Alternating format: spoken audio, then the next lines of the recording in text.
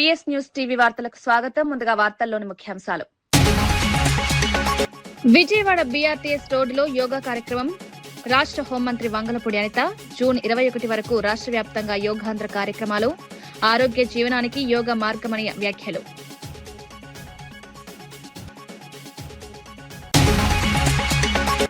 తెలంగాణ ప్రయోజనాల విషయంలో సీఎం రేవంత్ రెడ్డి విఫలమయ్యారని హరీష్ రావు విమర్శ.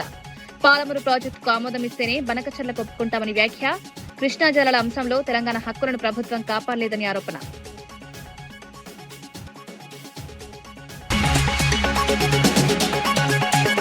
వస్త్ర పరిశ్రమ అభివృద్ధికి కూటమి ప్రభుత్వం కట్టుబాటు. గుంటూరులో ఏపీ టెక్స్టైల్స్ మిల్స్ అసోసియేషన్ సర్వసభ సమావేశంలో పాల్గొన్న మంత్రి పెమ్మసాని. రాష్ట్రంలో టెక్స్టైల్ రంగం 75,000 మందికి ఉపాధి.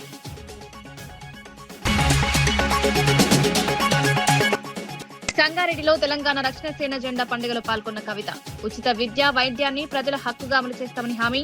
ప్రధాన రాజకీయ పార్టీలు ఈ రంగాల్లో విఫలమయ్యాయని విమర్శ.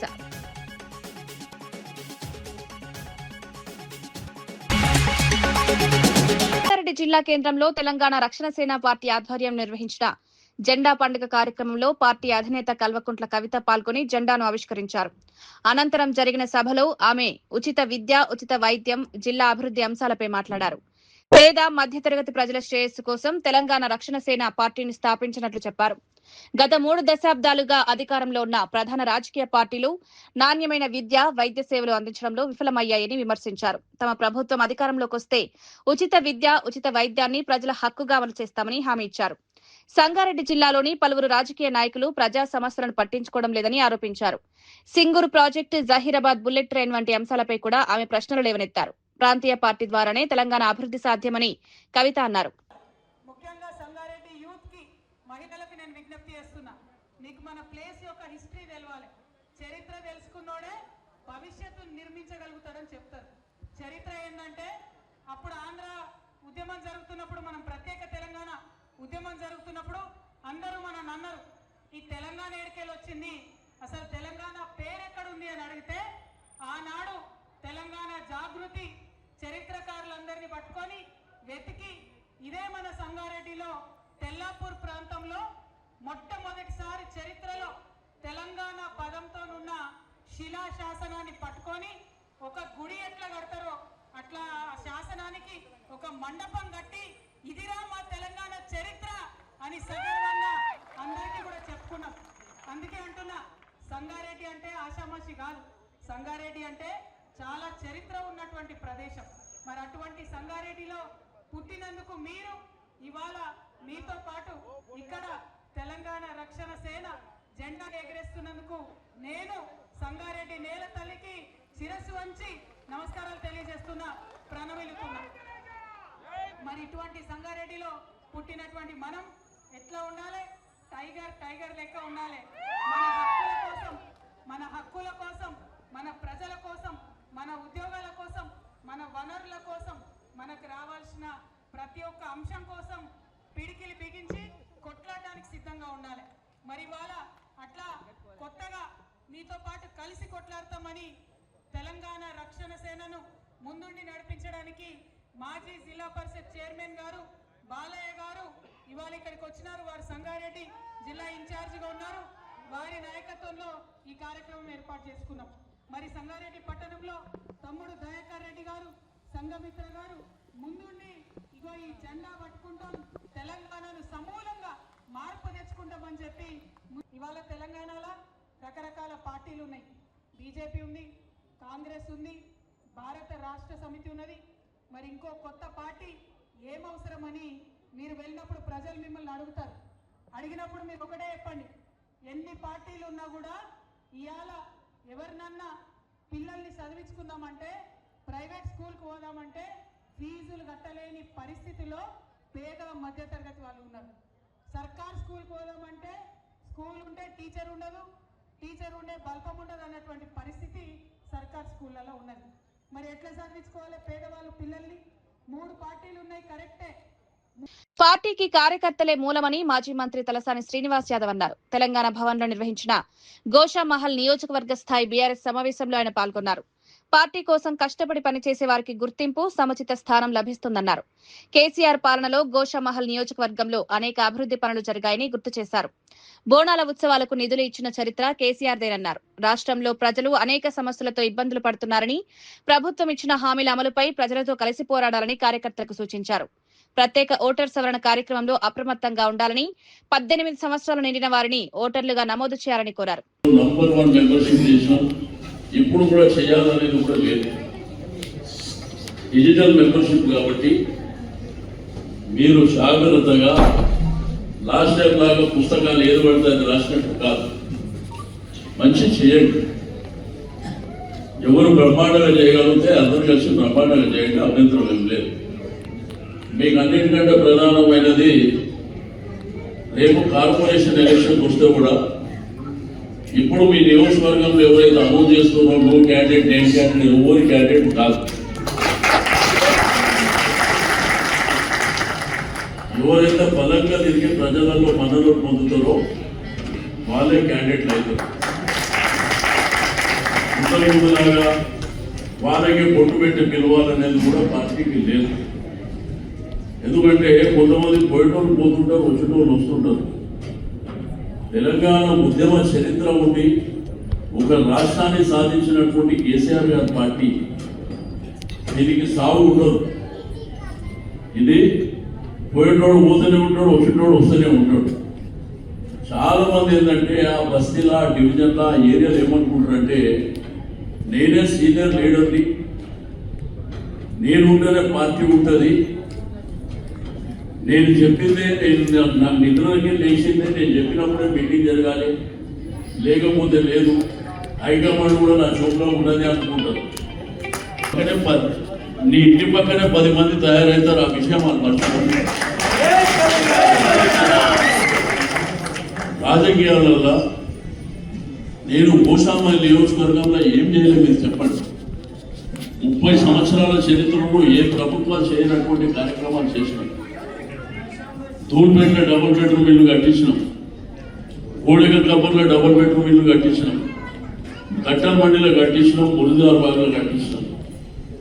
ఉస్మాన్ గంజ్ దగ్గర వర్షాలు వస్తే ఏ భయంకరమైన పరిస్థితి ఉంటుందో దాన్ని ఆ మెయిన్ రోడ్ మీద ఉన్నటువంటి షాప్ తొలగించి దాన్ని ఒక ఫ్లైఓవర్ మాదిరి చేసి కిందికైనా వాటర్ ఫ్రీగా పోయేటట్టు మేము వయా గౌలిగూడ నుంచి గురుద్వార గౌలిగూడ ప్రాంతాల నుంచి ఇబ్బంది లేకుండా ఒక మేజర్ కార్యక్రమాలు చేసినాం.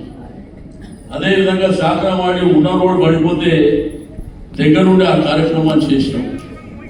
ఈరోజు హైదరాబాద్ రాష్ట్రం దేశం ఎక్కడైనా కానీ బేగం బజార్ మచ్చి మార్కెట్ అంటే ఎవరు పట్టించుకోలేదు. 10 కోట్ల రూపాయలు పెట్టి అద్భుతమైనటువంటి మచ్చి మార్కెట్ కట్టించింది మనం. మీకు చుడి బజార్ ప్రాంతంలో బిగ్గర్ సెక్షన్ హౌసింగ్ ఇంతకుముందే తమ్ముడు చెప్పాడు, ఏదో అది పెన్షన్ పడిపోతున్నాయి అని చెప్పి. అదేవిధంగా బస్తీ దవాఖానా మీకు తూర్పేటలో కానివ్వండి, అనేకమైన గన్పౌండర్లో కానివ్వండి, మరి అదేవిధంగా బేగం బజార్ ప్రాంతంలో కానివ్వండి, బేగం బజార్లో సీలోని ఇంటి దగ్గర ఒక కమ్యూనిటీ హాల్ కూడా కట్టించినాం, అద్భుతమైనటువంటి కమ్యూనిటీ హాల్. ఇట్లా చెప్పుకుంటూ పోతే ఉస్మానియా హాస్పిటల్ పక్కన ఆ డ్రైనేజీ ప్రాబ్లం ఉంటే దాన్ని పర్మనెంట్గా సాల్వ్ చేసినాం. అదేవిధంగా అక్కడ బాత్రూమ్ లో ప్రాబ్లం ఉంటే విజయవాడ బీఆర్టీఎస్ రోడ్డులో పోలీస్ థీమ్ తో నిర్వహించిన యోగా కార్యక్రమం ఆకట్టుకుంది. ఈ కార్యక్రమంలో రాష్ట్ర హోంమంత్రి వంగలపూడి అనిత పాల్గొన్నారు. జూన్ 21 అంతర్జాతీయ యోగా దినోత్సవం వరకు రాష్ట్ర వ్యాప్తంగా యోగాంధ్ర కార్యక్రమాలు కొనసాగనున్నట్లు తెలిపారు. యోగా ఆరోగ్యకరమైన జీవనశైలికి మార్గమని, ప్రతి ఒక్కరూ దాన్ని రోజువారీ జీవితంలో భాగం చేసుకోవాలని సూచించారు. శారీరక దృఢత్వంతో పాటు మానసిక ప్రశాంతతను కూడా యోగా అందిస్తుందన్నారు. ఒత్తిడిని అధిగమించడంలో యోగా కీలక పాత్ర పోషిస్తుందని హోంమంత్రి అనిత వివరించారు. మనం నెక్స్ట్ జనరేషన్స్ కి అందించాలని ఒక ముఖ్య ఉద్దేశంతో గౌరవ ప్రధానమంత్రి గారు ఐక్యరాజ్య సమితిలో తీసుకున్న ఒక నిర్ణయం, దానికి ప్రపంచ దేశాల తాలూకా ఆ రోజు మద్దతు మనందరికీ కూడా తెలుసు.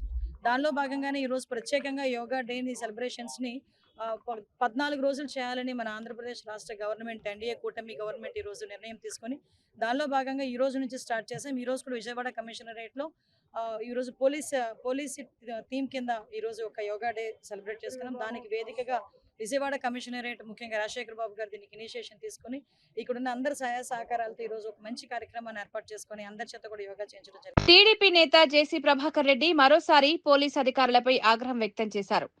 గతంలో ఏఎస్పీ రోహిత్ కుమార్ చౌదరిపై చేసిన వ్యాఖ్యలు వివాదాస్పదంగా మారిన విషయం తెలిసిందే. తాజాగా ఎస్ఐలు, సీఐలకు కూడా హెచ్చరికలు జారీ చేయడం రాజకీయ వర్గాల్లో చర్చకు దారితీసింది. ప్రజా సమస్యల పరిష్కారంలో అధికారులు బాధ్యతగా వ్యవహరించాలని అన్నారు. అధికారుల తీరు పట్ల అసంతృప్తి వ్యక్తం చేస్తూ పలువురు పోలీస్ అధికారులను ఉద్దేశించి వ్యాఖ్యలు చేశారు.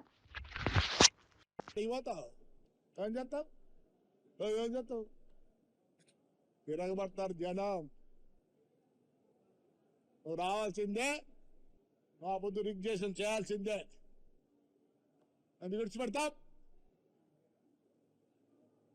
ఏంటిగా డ్రెస్ టు ప్రొటెక్ట్ పీపుల్, పిల్లలు ఉన్నారు. ఆ రోజు మమ్మల్ని పోటీ చేయనీయలేదు. నేను రిక్వెస్ట్ చేస్తాను ఈ పెద్ద నాయకులకి అందరికీ, మంచి పోస్టులు ఉన్నాయి, వాళ్ళకు ధైర్యం ఉంది, 2 మినిస్టర్లు ఉన్నారు, ఎమ్మెల్యేలు దండిగా మంది ఉన్నారు. ఏమే ఆ రోజు మీకు తెలుసు మన తెలుగుదేశం కార్యకర్తలు ఎంత అవసరపడినది. డెమోక్రసీ లేదు ఆవద్దు. నేను ఎందుకు చెప్తున్నానంటే ఆ పొద్దు ఈ పోలీసు వాళ్ళే పైన ఇన్స్ట్రక్షన్స్ వచ్చినాయని హౌస్ అరెస్ట్లు, ఒకవేళ నామినేట్ చేస్తే రిగ్గింగ్. అందుకే నేను కోరుతాను, నా హయాంలో ఈ ఎలక్షన్ జరిగింది, దాంట్లో కొందరు యునానిమస్ అయినారు, అక్కడ యునానిమస్ కావాల్సిందే. పోటీ పడిన చాట రిగ్గింగ్ చేసినారు, ఆడ రిగ్గింగ్ చేయాల్సింది ఎవరు? పోలీసు వాళ్ళు చెప్పిన 2 పేర్లు చెప్పిన అన్నీ ఉన్నాయి. ఎట్లా చైతన్యంగా సస్పెండ్ అయిపోతే కూడా రాలే. జస్వాల్ కేసులో ఎవరు లోపల ఉన్నారు? పోలీసు వాళ్ళు. ఎవరున్నారు లోపల? మేము లేమే, వీళ్ళున్నారు. ప్రజల్ని కాపాడండి. పేపర్లలో చూస్తాను నేను ఏమన్నా గబ్బు. మీరు అనుకుంటారేమో నీ కొడుకు ఎస్ఐ గాని సిఐ గాని కాలేడు, వాడికి మాకు వచ్చిన ప్రాబ్లమ్స్ వానికి వస్తే ఎవరు సేవ్ చేసేది? ఈ దేశంలో law and order done by the police. ఇవన్నీ తప్పితే మాకుండింది కోర్టులు, దాని తర్వాత రెవెన్యూ. ఈరోజు పేపర్లో ఉంది, మద్రాస్ హైకోర్టులో ఒకడు ఎమ్మెల్యే వేస్తే వాడిని డిస్మిస్ చేసినారు 2010లో. జడ్జిమెంట్ ఈరోజు వచ్చింది. 10లో జరిగితే జడ్జిమెంట్ ఈరోజు వచ్చింది. అంటే 10, 20, 26 జడ్జిమెంట్ వచ్చింది. ఎవరు సార్ సేవ్ చేసేది? మాట్లాడటోళ్ళని 94 కేసులు సార్ జైలు వచ్చిన ఉంటే చేయండి. ఇది ఎన్ని ఉన్నాయి పార్ట్స్? ఈ పార్టుకు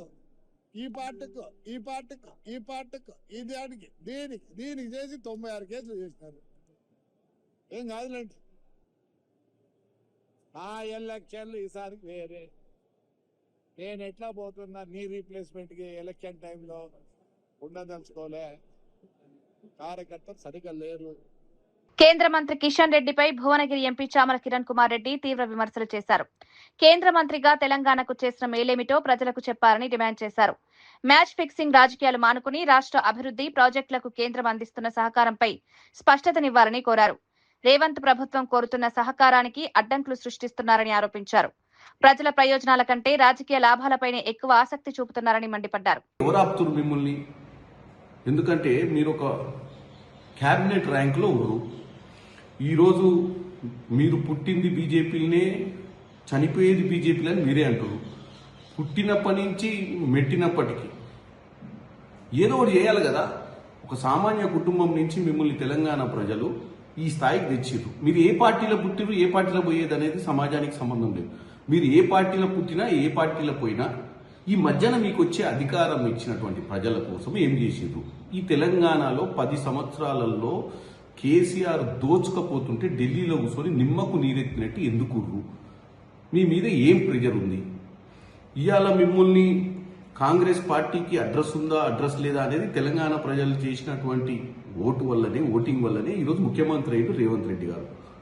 ఈరోజు మీరు కూడా బీజేపీ పార్టీలో గతంలో బీజేపీ పార్టీ అధ్యక్షుడిగా ఉండి మీరు ముఖ్యమంత్రి ఎందుకు కాలేదంటే ఇక్కడ ప్రజలకు మ్యాచ్ ఫిక్సింగ్ పాలిటిక్స్ అంటే ఇంట్రెస్ట్ ఉండదు. ఏదున్నా స్ట్రైట్గా చేయాలి పాలిటిక్స్, ప్రజల కోసం పోరాటం చేయాలి. ఇలా మేము అడిగేది ఏంది? ఒడ్లు ఏదైతే ఈరోజు 66 లక్షల ఎకరాలలో సాగు నడిచింది, అత్యధిక దిగుబడి వచ్చింది కాబట్టి సెంట్రల్ గవర్నమెంట్ ఒడ్లు, మొక్కజొన్నలు అన్ని ఏదైతే ఉత్పత్తి ఇక్కడ జరుగుతున్నటువంటి ఉత్పత్తిని ప్రభుత్వమే కొంటుంది కాబట్టి ప్రజల కోసము, రైతుల కోసము దాన్ని మీకు సహకరించమంటారు. రేవంత్ రెడ్డి గారు కాళ్ళల్లో కర్రలేయకండి, వీలైతే సహకరించండి. మెట్రో తర్వాత RRR, మూసీ రిజర్వేషన్ లాంటి వాటికి సహకరించమని అడుగుతున్నారు. మీరు ఎక్కడ పుట్టిర్రు, ఎక్కడ చచ్చిపోతారు, ఏ పార్టీలా మిమ్మల్ని ఎవడు ఆపలేడు, ఎవడికంత ధైర్యం లేదు. ఈ విషయాలు రేవంత్ రెడ్డి గారు మిమ్మల్ని ఛాలెంజ్ చేస్తలేడు. రేవంత్ రెడ్డి గారు డైరెక్ట్గా మీకు ఏం చెప్తుందంటే, ఒక సెంట్రల్ మినిస్టర్గా తెలంగాణ ప్రజలు మిమ్మల్ని ఈ స్థాయికి తీసుకొచ్చారు కాబట్టి ఒక చిన్న యూత్ ఏముంది బీజేవైఎం నుంచి అంటే భారతీయ జనతా పార్టీలో యువ విభాగం నుంచి ఈ స్థాయికి వచ్చింది కాబట్టి మీరు ప్రజల కోసం మంచి చేయాలని కోరుకుంటున్నాం. దానికి సమాధానం చెప్పకుండా నన్ను ఆపేటోడే లేడు, నన్ను ఆపేంత ధైర్యం ఎవరికి లేదు, నేను అందరి లెక్క పార్టీలు మారలేదు, కాంగ్రెస్ పార్టీకి అడ్రస్సే లేదు, ప్రధానమంత్రి రాహుల్ గాంధీ కాడు, ఈ పార్టీకి భవిష్యత్ లేదు. ఇవన్నీ మీరు ఏమంటారు? మీరు రానున్న రోజులలో జాతకాలు చెప్పమంటలేము, జరిగేదాన్నే చెప్పమని కోరుకుంటున్నాం కిషన్ రెడ్డి గారు. ఆంధ్రప్రదేశ్లో విద్యా ప్రమాణాల మెరుగుదలకు ప్రభుత్వం కట్టుబడి ఉందని మంత్రి గుమ్మడి సంధ్యారాణి స్పష్టం చేశారు. సాలూరులోని జూనియర్ కళాశాలలో శిక్షణ పొందుతున్న నూతన ఉపాధ్యాయులను ఉద్దేశించి మాట్లాడిన ఆమె మెగా డిఎస్సి నియామక ప్రక్రియను పూర్తిగా పారదర్శకంగా నిర్వహించామన్నారు.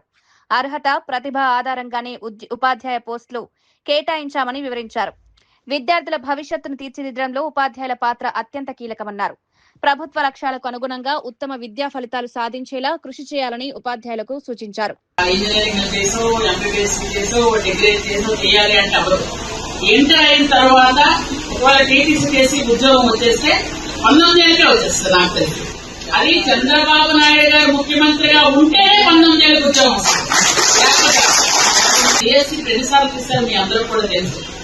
మొట్టమొదటిసారిగా చంద్రబాబు నాయుడు గారే డిఎస్సీని 1996 లో 2 సార్లు తీశారు ఒకేసారి.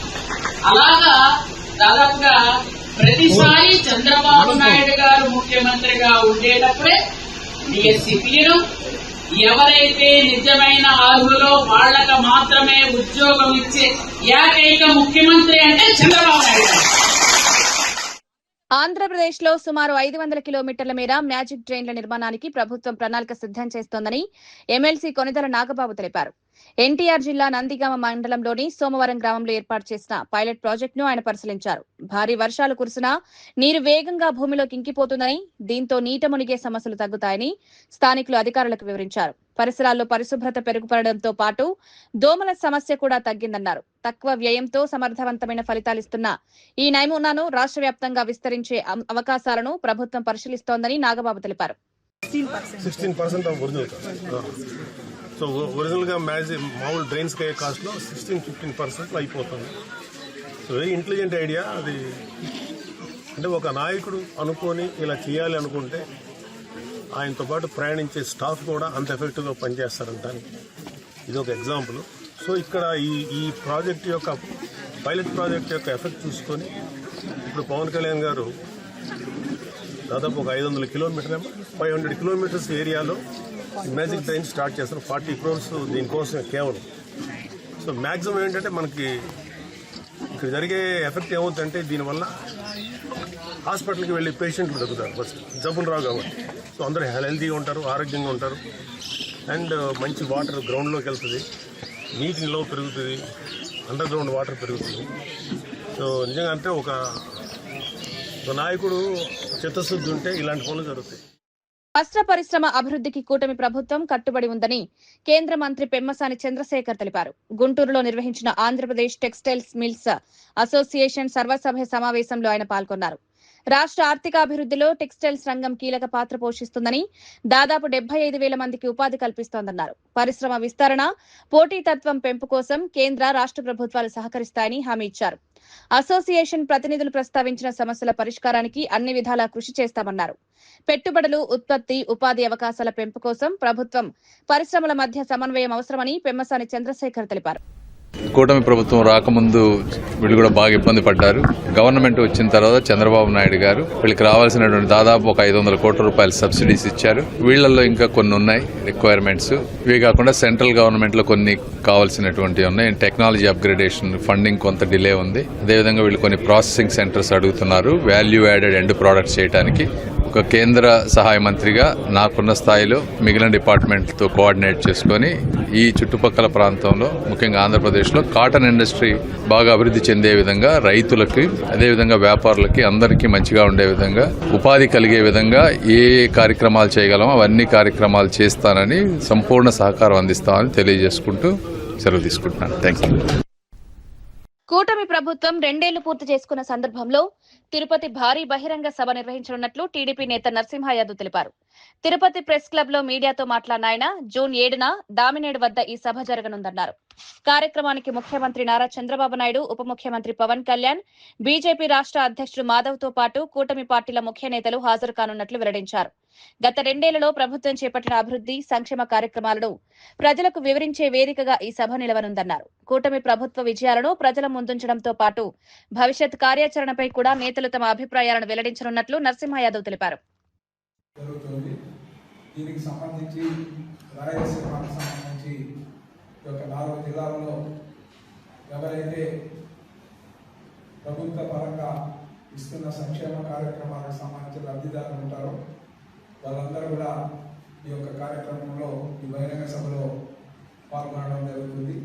ఉమ్మడి చిత్తూరు జిల్లా, అదేవిధంగా అనంతపురం జిల్లా, కర్నూలు, అదేవిధంగా కడప జిల్లాలకు సంబంధించిన ప్రజాప్రతినిధులు కూడా ఈ బహిరంగ సభలో పాల్గొనడం జరుగుతుందని కూడా ఈ సందర్భంగా తెలియజేస్తూ, ఏదైతే ఎన్డీఏ కూటమి వచ్చిన తర్వాత సంక్షేమ పదాలు ఏవైతే అందిస్తూ ఉన్నామో దానికి సంబంధించి ఈ రాష్ట్రంలో ప్రభుత్వ పరంగా 3 బహిరంగ సభలు నిర్వహణకు ఈ నెల 12, అదేవిధంగా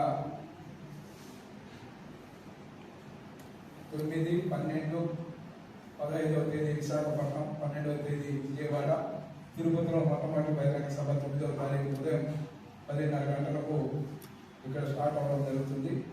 దీనికి సంబంధించి ఒకసారి చూస్తే అనేక విధాలుగా కూడా ఈ రాష్ట్రంలో సంక్షేమ పథకాలు ఏవైతే ఎన్డీఏ కూటమి బంజారాహిల్స్ లోని కళింగ కల్చరల్ సెంటర్ లో నిర్వహిస్తున్న జాతీయ చేనేత వస్త్ర ప్రదర్శన 2026 ను సెలబ్రిటీ లైవ్ హోస్ట్ అనుకృతి శర్మ ప్రారంభించారు. ఈ సందర్భంగా ప్రదర్శనలో ఏర్పాటు చేసిన వివిధ స్టాళ్లను సందర్శించిన ఆమె చేనేతకారులతో మాట్లాడి వస్త్రాల తయారీ విధానం, ప్రత్యేకతలను తెలుసుకున్నారు. చేనేత ఉత్పత్తులకు ఇప్పటికీ ఆదరణ తగ్గలేదని, యువత కూడా హ్యాండ్లూమ్ వస్త్రాలను ప్రోత్సహిస్తున్నారన్నారు. చేనేత కార్మికులకు మరింత చేయూత అందించాలని ఆమె కోరారు. నిర్వాహకులు జయేష్ గుప్తా మాట్లాడుతూ, ఈ నెల 14 వరకు జరిగే ప్రదర్శనలో దేశంలోని 14 రాష్ట్రాల నుంచి వచ్చిన కళాకారులు, చేనేతకారులు తమ ఉత్పత్తులను ప్రదర్శిస్తున్నారని తెలిపారు. Okay, come on madam.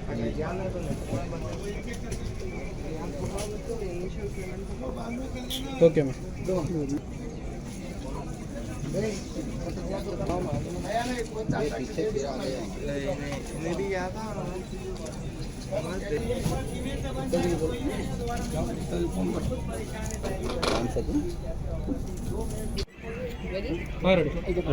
थोड़ा जोर से बोलो. नमस्कारम हैदराबाद, मैं हूं आपकी अनुकृति शर्मा और पिछले 10 वर्षों से मुझे बतौर अभिनेत्री और बतौर मंच संचालिका मेरे काम को पर्दे पे और मंच पर सराहने के लिए आप सभी का बहुत बहुत धन्यवाद.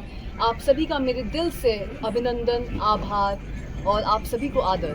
रही बात नेशनल सिल्क एक्सपो की, हम सभी जानते हैं कि जब भारतीय संस्कृति की बात होती है तो भारत की परंपरा के अनुसार जो साड़ी है वो हमारी पारंपरिक वेशभूषा है। और आप लोग देखते ही हैं कि जब भी हमारे फैमिलीज में, घर परिवारों में कोई भी फैमिली फंक्शन होता है या कोई शादी ब्याह या कोई तीज त्योहार, तो आज के दिन में भी हमारी जो महिलाएं हैं, जो लड़कियां हैं, वो साड़ियां ही पहनना प्रेफर करती हैं। क्योंकि कहीं ना कहीं हम सभी मानते हैं कि जो भारतीय लड़कियां हैं, भारतीय महिलाएं हैं, वो साड़ी में सबसे ज़्यादा खूबसूरत दिखती हैं। और इसी बात को ध्यान में रखते हुए हर वर्ष पूरे इंडिया में और हैदराबाद में खास तौर से इस नेशनल सिल्क एक्सपो का आयोजन किया जाता है। मैं बताना चाहूँगी कि ये बहुत ही भव्य आयोजन है, बहुत ही भव्य समारोह है, और सिर्फ संख्याओं की वजह से नहीं, क्योंकि अगर मैं संख्याओं की बात करूं तो यहाँ देश भर से తెలంగాణ ప్రయోజనాల విషయంలో ముఖ్యమంత్రి రేవంత్ రెడ్డి అన్యాయం చేస్తున్నారని మాజీ మంత్రి హరీష్ రావు ఆరోపించారు. పాలమూరు ప్రాజెక్టుకు ఆమోదమిస్తే బనకచర్లకు తాము ఒప్పుకుంటామని సీఎం చెప్పడం ఆశ్చర్యకరమన్నారు. రాష్ట్రానికి 700 టీఎంసీల నీటి వాటా వస్తుందని నిపుణులు చెప్తుంటే తనకు 90 టీఎంసీలు చాలని సీఎం చెప్పడం తెలంగాణ హక్కులను తగ్గించే ప్రయత్నమని విమర్శించారు. నీటి వనరుల విషయంలో ప్రభుత్వం స్పష్టమైన వైఖరితో ముందుకు రావాలని, రాష్ట్ర ప్రయోజనాలను కాపాడాలని హరీష్ రావు డిమాండ్ చేశారు. 90 టీఎంసీలు మనవే, 45 టీఎంసీలు మైనర్ ఇరిగేషన్, 45 టీఎంసీలు మన హక్కుగా రావాల్సిందే. అది ఆల్రెడీ 80లో పైన కర్ణాటకకు 14 అనుమతి ఇచ్చేసిండ్రు, 21 మహారాష్ట్రకు అనుమతి ఇచ్చేసిండ్రు. ఈ 45 మనకి ఇచ్చి తీరాల్సిందే. ఇన్ఫ్యాక్ట్ ఆ విషయం ఇప్పుడు ట్రిబ్యునల్ ముందు ఉంది. మొన్న బ్రిజేష్ కుమార్ ట్రిబ్యునల్ ముందు మన అడ్వకేట్లు వాదన వినిపిస్తుంటే బ్రిజేష్ గారు బెంచ్ మీద నుంచే అన్నాడు, ఆ 45 మీయే కదండి, నాగార్జున సాగర్ పైన ఉండే భూభాగం తెలంగాణదే కదండి, మీ పరివాహక ప్రాంతమే కదా, ఆ నీళ్లు మీయే కదా, దానికి మళ్ళీ ట్రిబ్యునల్కి ఎందుకు వచ్చిండ్రు అనేటువంటి కామెంట్ కూడా బ్రిజేష్ గారు చేసిండ్రు. సరే, అప్పటి కేంద్ర ప్రభుత్వం కేసీఆర్ గారి పోరాటం వల్ల, కేసీఆర్ గారి ప్రయత్నం వల్ల ఇవాళ ఈ విషయాన్ని ట్రిబ్యునల్కు రెఫర్ చేసిండ్రు. మొత్తం రీడిస్ట్రిబ్యూషన్ ఆఫ్ కృష్ణా వాటర్ 811 పాతై, కొత్తగా బ్రిజేష్ గారు ఇచ్చినటువంటి 194, రెండు కలిపితే 1005 టీఎంసీలు. ఆ 1005ను రీడిస్ట్రిబ్యూట్ చేయండి, ఈ 45 కూడా తెలంగాణకి ఇచ్చే విషయాన్ని కూడా బ్రిజేష్ కుమార్ ట్రిబ్యునల్ ముందుకు పోయింది. 1005 ప్లస్ 45 అంటే 1050 టీఎంసీలను ఇప్పుడు ట్రిబ్యునల్ డిసైడ్ చేయబోతా ఉంది. అయితే ఇక్కడ మన నీళ్లు మనం తీసుకోవడానికి ఇంత స్పష్టంగా ఇవాళ ట్రిబ్యునల్ ముందు కూడా ఏమైంది, 1050 టీఎంసీలకు సంబంధించి 2 రాష్ట్రాల వాదనలు పూర్తయిపోయినాయి. ఏ నిమిషంలోనైనా, ఏ నెలలోనైనా ట్రిబ్యునల్ తీర్పు రాబోతా ఉంది. ఇవాళ అందరూ మేధావులు, నీటి రంగ నిపుణులు ఏం చెప్తున్నారు, ఈ 1050లో అధమంగా తెలంగాణకు 700 టీఎంసీలు వస్తాయి అనేటువంటి మాట రాష్ట్రం అందరూ కూడా చెప్తా ఉన్నారు, నిపుణులందరూ కూడా చెప్తా ఉన్నారు. 700 టీఎంసీలు మనకు వస్తుంటే ఈయన అంటాడు, మీరు ఎన్ఓసి ఇవ్వండి 90 టీఎంసీలకు, నేను ఇక మా గోదావరి నీళ్లు 139 టీఎంసీలు ఇడిచిపెట్టుకుంటా, సమ్మక్క సాగర్ 47 ఇడిచిపెట్టుకుంటా అంటే మొత్తం ఇటు కృష్ణకు నష్టం చేస్తుండు, అటు గోదావరికి నష్టం చేస్తుండు. ఇప్పుడు గోదావరి కృష్ణాలో కూడా ఏమవుతుంది, 90 టీఎంసీలు ఎన్ఓసి తెచ్చుకుంటే రేపు ఆంధ్రప్రదేశ్ పోయి ఈ 90 టీఎంసీలను ట్రిబ్యునల్ ముందు పెడితే నీకు వచ్చే 700 టీఎంసీలో 90 కట్ కావా? ఈ 90 నీకు హక్కుకు వచ్చేటియే, నీ 45 నీ మైనరే, ఈ 45 డైవర్షన్లో రావాల్సినవి. ఈ 90కి నువ్వు ఎన్ఓసి తీసుకుంటే రేపు కృష్ణా ట్రిబ్యునల్లో ఇంకో నెలకో, 2 నెలలకో, 3 నెలలకో వచ్చే అవార్డులో నీకు రావాల్సిన 68%. కృష్ణా నదిలో తెలంగాణ పరివాహక ప్రాంతం 68%. ఈ 1050లో 68% ప్రాతిపదికన, నీ అవసరాల ప్రాతిపదికన నీకు 700 టీఎంసీలు వస్తాయి. నువ్వు అనవసరంగా ఈ ఎన్ఓసి 90 తెచ్చుకుంటే ఏమవుతుంది, వచ్చే 700లో నీ 90 గాటపట్టు తీసుకోక నువ్వేదో సాధించినా అని గొప్పలు చెప్పేటువంటి ప్రయత్నం చేస్తూ ఉన్నావు. రెండవ అంశం ఏమవుతుంది, ఇంక ఏం కిటుకు పెట్టింది తెలుసా, ఈ 47 ఇండియా కూటమి ఐక్యత కొనసాగాలంటే కాంగ్రెస్ పార్టీ తమపై చేసిన ఆరోపణలు నిరూపించాలని, లేకపోతే ప్రజలకు బహిరంగంగా క్షమాపణ చెప్పాలని ఏపీ సిపిఎం రాష్ట్ర కార్యదర్శి శ్రీనివాసరావు డిమాండ్ చేశారు. రాజకీయ ప్రయోజనాల కోసం భాగస్వామి పార్టీలపై నిరాధార విమర్శలు చేయడం సరికాదన్నారు. కూటమిలో పరస్పర గౌరవం, నమ్మకం ఉండాలని, అదే ఐక్యతకు బలమన్నారు. ప్రజల సమస్యలపై కలిసి పోరాల్సిన సమయంలో ఆరోపణలు చేయడం వల్ల ప్రతికూల సంకేతాలు వెళ్తాయని వ్యాఖ్యానించారు. Charging opposition parties. In Kerala, they charged CPIM that they are colluded with the BJP at the time of assembly elections. Now they are asking us to come and sit together along with them. What is the meaning? The common point between Congress and CPM is anti-BJP, anti-communal agenda. If you are charged on the same agenda against the CPIM, what is the meaning of this attending the meeting? So they must have to clarify, they have to agree whether they are serious about their charge, they must have to prove. Otherwise, they have to withdraw and apologize the people. Then only the India Black would united. As like in Tamil Nadu also, they immediately drift away from the front, and without even knowledge of the DMK or other partners, they gone out. This type of attitudes in all the regional parties are very unsatisfactory. They are dissatisfied with the approach of the Congress. So it is the responsibility of the Congress for the latest India Black developments. ఇవి ఈనాటి వార్తా విశేషాలు. మరో బులెటిన్లో మళ్ళీ కలుద్దాం. నమస్కారం.